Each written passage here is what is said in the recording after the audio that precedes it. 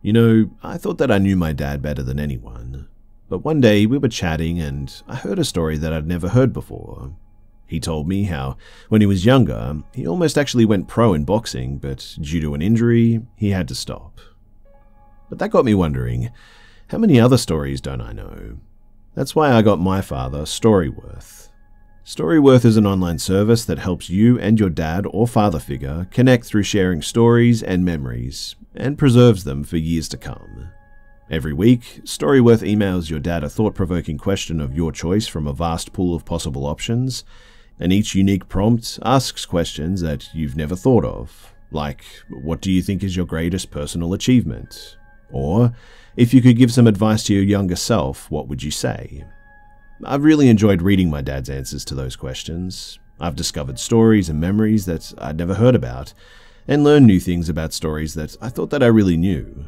Like the fact that my dad has only one continent to travel to before he can say that he's been to every continent in the world. After 1 year, Storyworth compiles all these questions and stories, including photos, into a beautiful keepsake book the whole family can share for generations. I'm holding on to mine and I'm going to personalize it with my kids and give a copy to them when they move out so that they can continue to add more history for their own kids. So, give all the fathers in your life a meaningful gift that you'll both cherish for years to come. Storyworth. Right now, for a limited time, you'll save $10 on your first purchase when you go to storyworth.com/bescared.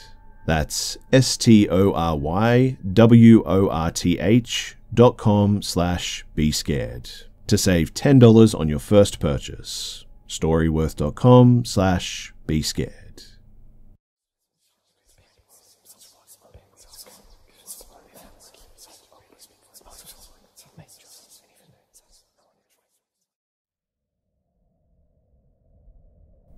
I used to work the docks of a salmon cannery in the middle of nowhere, Alaska, 16 hours a day, 7 days a week, no days off from May until August. It was a really cool job if I'm being honest, but lots of seedy characters. Seasonal work in remote places seems to attract people who don't really fit in with normal society, I guess. Or people who, well, want to get away from something, maybe. Gary, he was one of those people. He had worked at another place in town that was owned by the same parent company, and in the lead up to the fishing season, he was lent to us for some carpentry tasks. Gary was probably in his 40s or 50s, grey hair, weird delivery in his speech. Not like a speech disorder, just like weird, I guess, is the best way to explain it. Like he was smiling inside about something grotesque while he spoke. When he first got to our camp, he was telling me the HR staff kept asking him all these personal questions. I asked what kind of questions, and he responded that they wanted his full name and phone number. He told them that he didn't feel comfortable with that and would be willing to work for a reduced rate if he could just keep the information to himself. Obviously, that was a huge red flag. One day, though, I'm working with a co-worker on a little welding project when Gary pops out of a doorway. He goes, "Hey, you guys want some meat?" We've been eating cafeteria food for weeks at this point and working hard enough that we always maintain a caloric deficit. You don't say no to good food, right? He cut us each off a slice, and it was a smoked something. Now, here's some personal info on me. My family is Eastern European. I was born in New York City and then spent half of my childhood in NC. I've been eating smoked meats of every variety all my life, pretty much.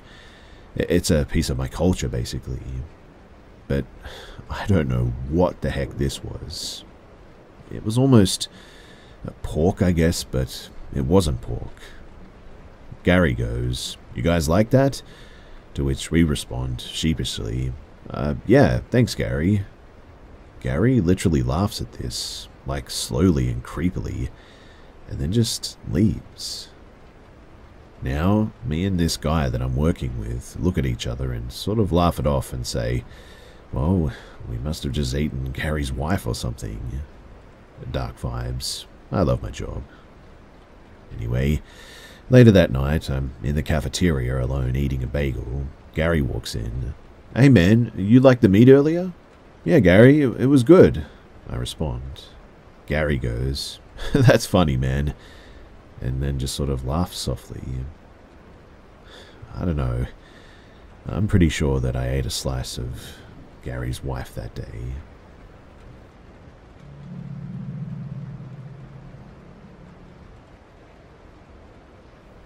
I haven't told this story much, and it still creeps me out to this day. See, when I was 12 years old, in about 2013, I moved to this old house built in about the 1940s. No one has lived in this house for over 30 years, and it was the first fall that I'd seen at this house. I was taking trash out to our back porch, and from there I could see a tree line that's normally very green and hard to see through. But seeing how it's fall, the leaves are almost all fallen. And as I walk out to take the trash out, I look at the tree line. About 30 to 40 yards away, I see 4 or 5 of at least 7 foot tall, like pure white humanoid and no-faced creatures. I stand there in awe, not knowing what to think. It honestly looks like they're sort of talking with hand gestures or something, but I couldn't hear anything, obviously. Now that I think of it too, I really heard nothing at the time. No birds, bugs, or even the trees moving with the visibly moving branches. I screamed, "Hey," to which the creatures became sort of motionless like a statue. Then I proceeded to ask, "Who are you?" To which I stand there for a second before the creatures dispersed. Now I could see far into the woods, and they all went their separate way, not even hearing a leaf or a twig crack when they fled. But they ran off so quickly that it almost seemed like a blur as well. To be honest, after that, I sort of completely forgot about the experience until later that night, which I know is really weird. As I said though, I was young, and at this time my mum worked night shift and wasn't there for when I screamed at these creatures. For your interest too, I lived on essentially farmland, but my neighbors could easily walk up my driveway in a matter of like 2 or 3 minutes. So, later that night, around 9 p.m, I heard knocking on my back door, the one where it leads to the back porch where the creatures were, and I thought that maybe my mum told the neighbors to check up on me or something, so I go to check it out. I go to the back door, turn the back porch light on, and open it to where nobody was there. Casually, I sort of chopped it up to maybe one of my dogs hitting the door or something around like that. Now, after this, knocking kept coming from the door, and it was weird because every time that I rounded a door to where I could see the back door, the knocking just stopped. This happened a few more times every few minutes as well, ranging from when I turn my back from the door to when the moment that I sit back on my bed, to just waiting 5 or 10 minutes before it happened again. After about an hour of this, I think, and increasing anxiety, I got fed up and I went outside to scream, "I don't know who you are, but you better stop." And to my surprise, it did. For about 30 minutes, that is. Then the knocking came around the house, on the windows, the doors, the walls from the outside for about another 30 minutes. I was scared, curled up in the corner of my bed. After the 30 minutes, there was one last bang beside my window that I felt like sort of shook the house a bit, and was shocked the window didn't break, in fact. And that was the end of it. There was really nothing for the rest of the 5 years that I lived there. The shocking part, though, was that the outside was old, as stated, and could honestly be broken with one good swing to the exterior, but where that final bang was, there was no sign of any impact. Honestly, I think that's what scared me the most, too, that this creature could full force shock my house and leave, like, no damage whatsoever. I lived in Tennessee, by the way, if this maybe helps figure out what this thing is. Side note, too, is that I have some friend stories with these creatures if anyone wants to know about them, but for now, this will have to do.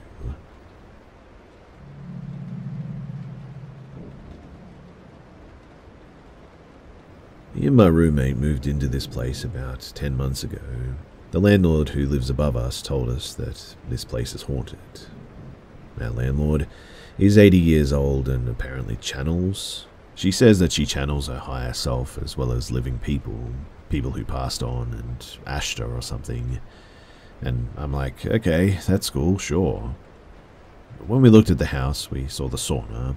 It has like an old wooden door, but after we moved in, handprints appeared on the door, and they looked like they were sort of dragging down, I guess. I mean, that could have been anything, right?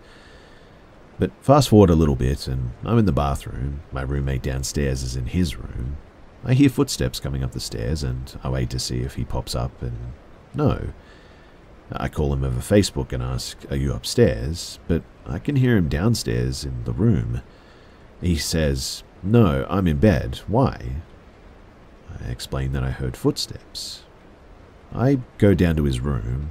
Later, he needs to use the bathroom. And the same thing happens to him. He hears footsteps and nobody's there. We stayed in the same room that night, and the next thing that happened was just super creepy. You see, me and my roommate were sitting in his bedroom watching some videos and drawing. He has this old music snow globe that he has on his dresser. The video that we had playing was a gameplay video, and it had music box music for the background sound. We thought the sound was a little bit odd, so we paused it, put the video back 10 seconds, and played it again. We then realized that it was the snow globe that was actually playing. We could hardly believe it. A while later, and we were in bed, and in the middle of the night, we both heard a bang. We didn't see what it was, because, I mean, we just got out of there, but when we got up the next day, his Silver the Hedgehog pop figure was on the ground, with his limbs, and I mean all 4 of them, ripped off. And there's just no way that that should have been possible. There was a hand on the sofa, 2 feet off the ground, a leg under a blanket, and 2 just on the floor. The GameCube that we have was also opened, and the creepy thing was that the little clear stand pop figures that we have, all of them were unmoved, untouched, except for that pop figure. It was a really weird experience, and for us, we just could never explain it. A month later, I used this filter on TikTok. It's supposed to catch ghosts or whatever. It has sort of like glowing eyes and would appear when it finds a face. And I always felt like something was watching me, and so I started to film. I walked up the stairs to the main floor, and something popped up at face level, looking like it was peeking around the corner. I got a bit freaked out by that, I admit, so I ran to my room. A week ago, our landlord was out for a family thing, and we heard someone running up and down the hall at like 11 PM at night. We heard banging and thumping, and it sounded like somebody was dropping something. Our landlord is not the strongest and can't run or carry things, so we found this out later that she definitely wasn't home, and even if she was, there's just no way that she could have done this. Again, a few days ago, I was downstairs trying to find some towels, and my roommate is upstairs. He said, Rose, are you up there?" I replied with, "No, why?" And not even a minute later, I hear something loudly whisper in my ear, a Pookie or something like that, which is just a weird thing me and my roommate say to each other. I jumped out of my skin and looked to the door wondering if my roommate snuck up on me or something, but he was upstairs, still in the bathroom. 2 days ago, I cleaned the bedroom, and all was good. Like, I was proud of that room. And yesterday, we found a dead spider on the dresser. Today, all the legs were ripped off and placed all around it. We just constantly feel like we're being watched, and we always hear footsteps, like I said. Have you ever felt something like this? Like someone is giving you a death glare that you can almost imagine them being there? You can sort of feel it, I guess. But when you look around, there's nobody there. That's how I feel a lot in this place. When we come home from work, we can sort of feel it, as if something's looking at us through a window or something. We're moving soon, and it's starting to get worse as well.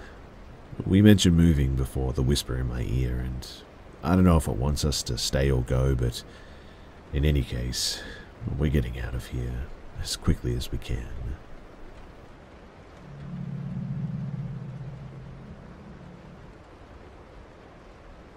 A few years ago, in the northern parts of Sweden, I'm going out for a nice evening of fishing.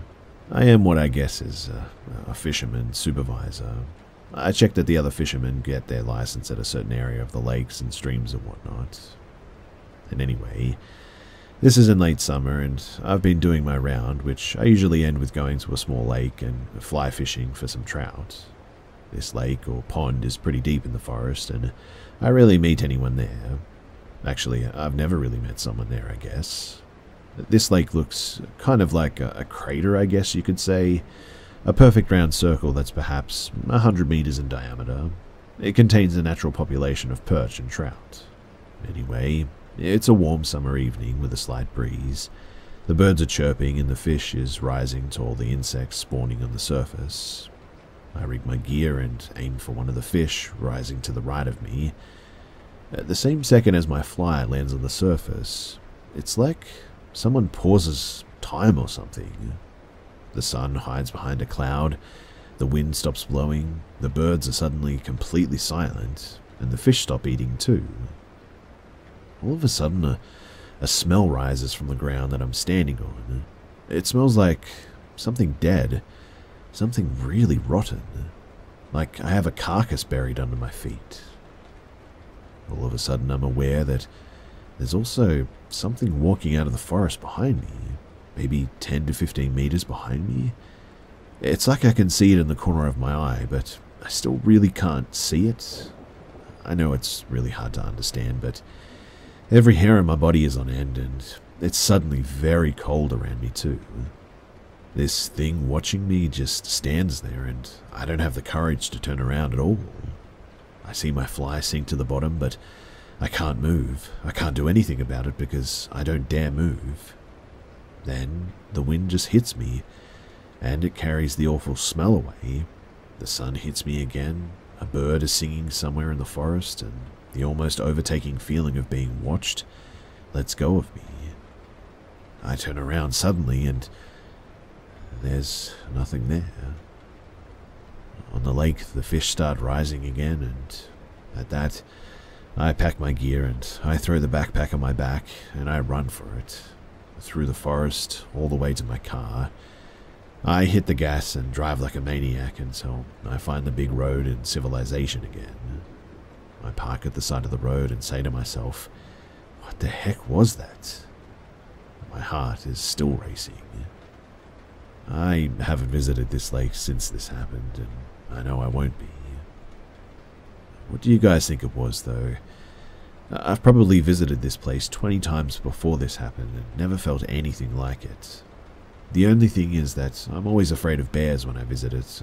I do fish at a lot of ponds and lakes that are pretty deep in the forest, but nothing like this has ever happened. There's a lot of wildlife in these places, of course.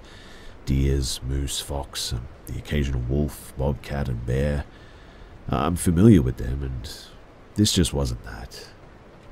I'm never afraid of meeting one except when I've been visiting this particular lake, and anyway, I apologize for my bad English. Like I said, I'm from Sweden and it's not my first language, but I hope you get the gist of it, and if you have any ideas of what this could have been, then I would really love to hear it. Thanks.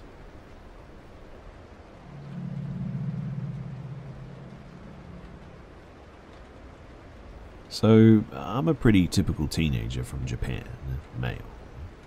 And ever since I can remember, I have throughout my lifetime had reoccurring encounters with some strange people. Be it in terms of looks or behavior, these encounters can happen anywhere from a week's space to several months even. And it always seems like when I do, it was their intention to meet me. I know that sounds weird, but let me explain. So my most recent one was on my way home from school. During my walk, I was looking down at my phone for a short moment, about to text one of my friends that I planned to have over at my house later, and as I looked up, A young man looking like he was maybe in his 20s was approaching me a few meters ahead. This confused me for a minute, as it was a straight and fairly long path ahead. I thought to myself that while I may have been looking at my phone, I would have surely have noticed him coming from the corner of the path a good length away. Or at least I expected him to be closer to that corner or something. But there he was, approaching me from the middle as if he had appeared from almost thin air. His hair was dark brown, a bit unkempt, but still pretty good looking, and he had green eyes. His clothes were fairly ordinary too, keeping a sort of laid-back summer style to it, I guess. But the most remarkable thing about him was his tattoo, or maybe it was a mark per se or something. In any case, it was a black line running from his left chin and down to underneath his shirt. As he got close enough for conversation, he sort of stopped me and asked for my name. When I told him, he said that he'd heard about me before. This obviously really confused me, as I'm not exactly like a celebrity or anything, but I didn't think too much of it. We then had some boring small talk, but he genuinely seemed pretty cheerful. Just as he was about to take off too, he told me that I should probably wait for my friend. He didn't give me much of a chance to respond to this before just walking off in the direction that he came from. I thought about what he said and turned around to walk back to school. I sort of glanced behind my back not long after, only to find that he was nowhere to be seen. As I made it back to my school, sure enough, I found my friend waiting by the gate. She apparently thought that we were going to walk to my place together and had been waiting for me for quite a long time. I apologized and we began walking, and, well, that's pretty much the end of it. I obviously didn't tell her about the encounter, but I thought about it when she left, because I didn't even tell him or hint about my friend at all, so how would he have known? These are the types of encounters that have kept on happening, throughout my whole life, sometimes very frequently too, and I just don't know why. These people I meet just seem so not real, and usually know something that I've never told them about, which leads me to believe that these people aren't human at all. I might post more stories if anybody would be interested in them, but I would like to know if somebody might have some answers, I guess, to who or what this could be, and why I keep encountering them.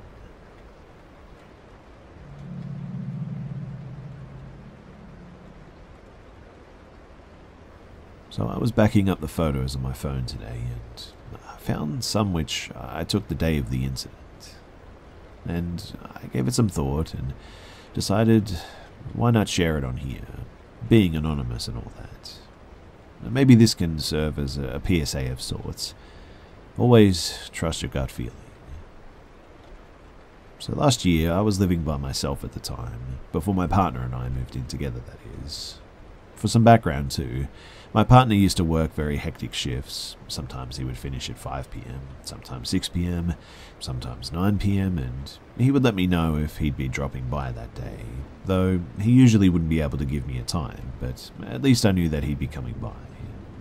It was around 8 p.m, and I was upstairs in the bedroom just working on an embroidery project.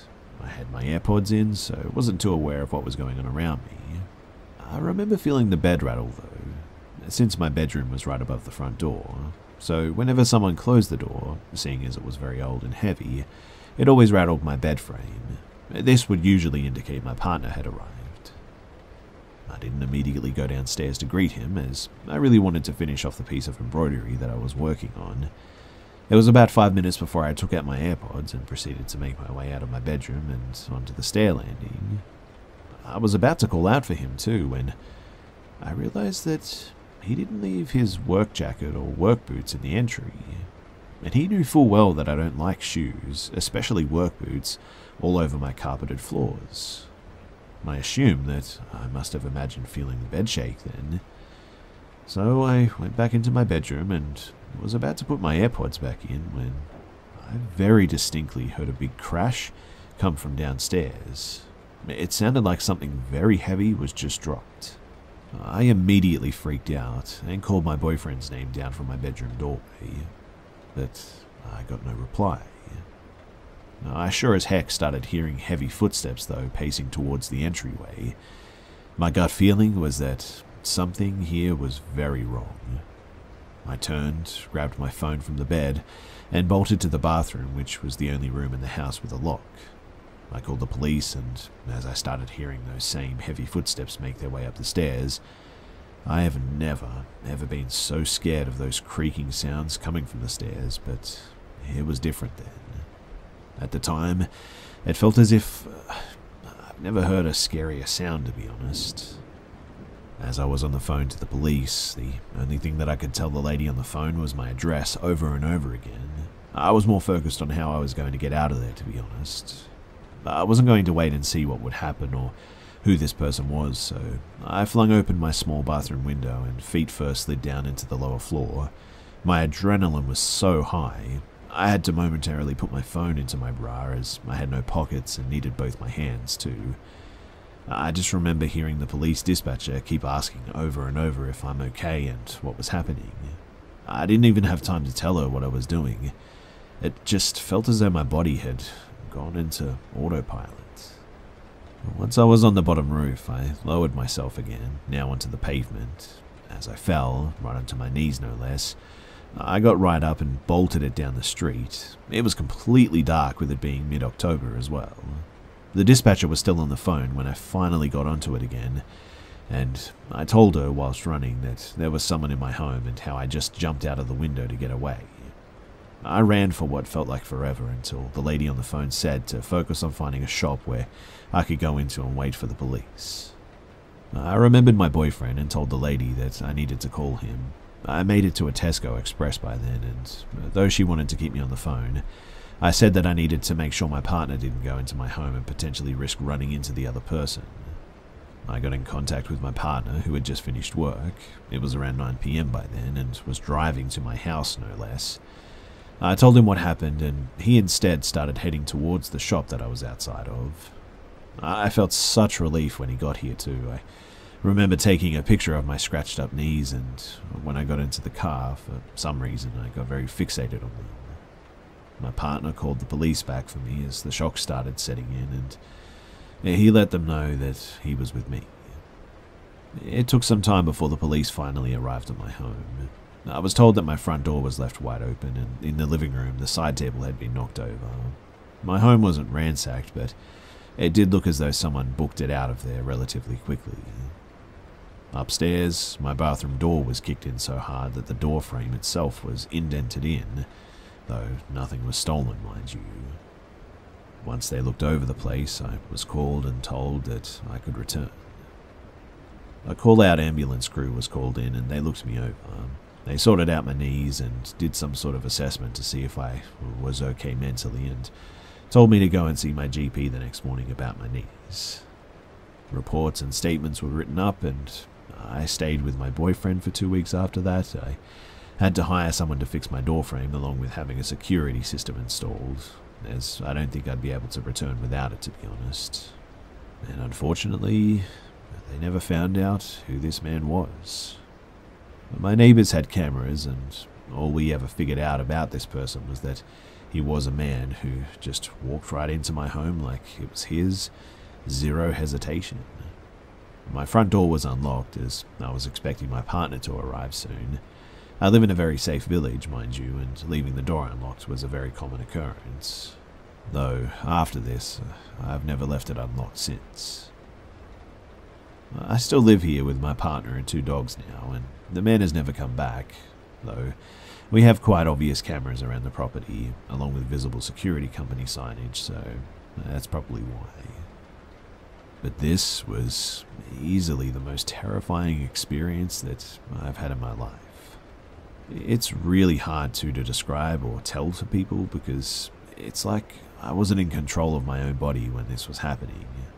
But like I said, autopilot went on, and all I knew was that I needed to get out of there quickly.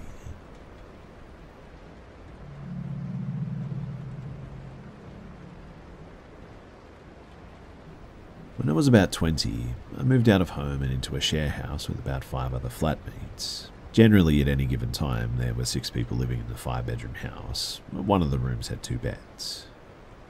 Now, during my 10-month stay there, I probably had about 25 different flatmates due to the high turnover. Some were travellers backpacking around Australia and would only stay a few weeks before moving on. But I had a good friend in there, around the same age as me. Her name was Jenny, who moved in shortly after I did. We were always joking about the many colourful characters that we'd encountered during our stay. Jenny and I both had the largest rooms in the house that were near the front, and in between our rooms was a tiny space that us flatmates used to call the broom closet. It was big enough for a bunk bed, and that was about all really, and whoever stayed in there would store their stuff under the bunk. Now one day, shortly after the broom closet had become vacant again, a Brazilian guy named Marcel, who I think was about 38 years old, rocked up and moved in. He seemed fun enough at first, I guess. He was always stoned and in a good mood, and always sharing stuff with everyone. Our house was always a bit of a party house, with drinking and smoking being pretty common here as well. But over the next several weeks, Marcel's attitude changed from this happy-go-lucky guy to sort of increasingly paranoid and angry.